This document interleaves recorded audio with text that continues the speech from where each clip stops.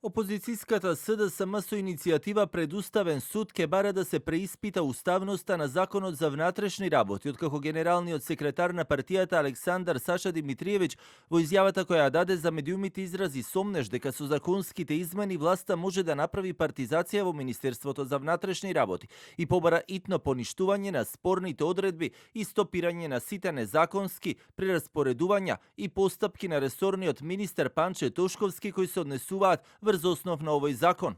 Додека криминалот и корупцијата царуваат насекаде, скандали со 5 тони дрога кои водат до врвот на власта, во МВР се случува операција за отстранување на неподобните професионалци и ставање на партиски послушници.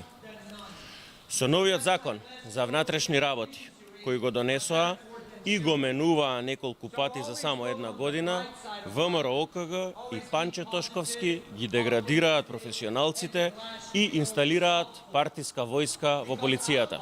Силно ќе се спротистави. Денеска поднесуваме иницијатива до Уставниот суд за оценување на уставноста на овој скандалозен закон за внатрешни работи.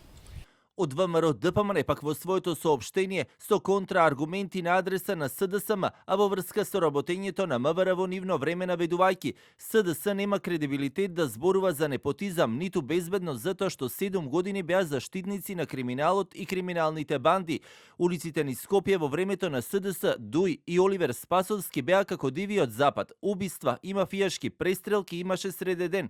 За време на СДС и Спасовски полицајци се удираа во пајак возилата. Во време на Спасовски, командириот Прилеп дилаа дрога, исчезнуваше оружје од депото на МВР, се крадеше масло од канабис, немаше одговорност на Спасовски ниту за Бесатранс. Во времето на Спасовски бевме први во Европа по бегство од затвори, за разлика од минатото кога полицајци се удираа во пајаци, сега МВР реагира одлучно, брзо и професионално за сите кривични правни настани и прекршочни настани. Опозицијската партија пак реагираше на тоа дека со новото законско решение како што велат се укинува и за гарантираниот додаток за овластување од 20 и 30%, а наместо тоа министерот носи класифицирани листи за тоа кој заслужува додаток на плата. На ова ги темелеа обвинувањата и сомнежите за како што велеа партизирање на институцијата со прилагодено законско решение.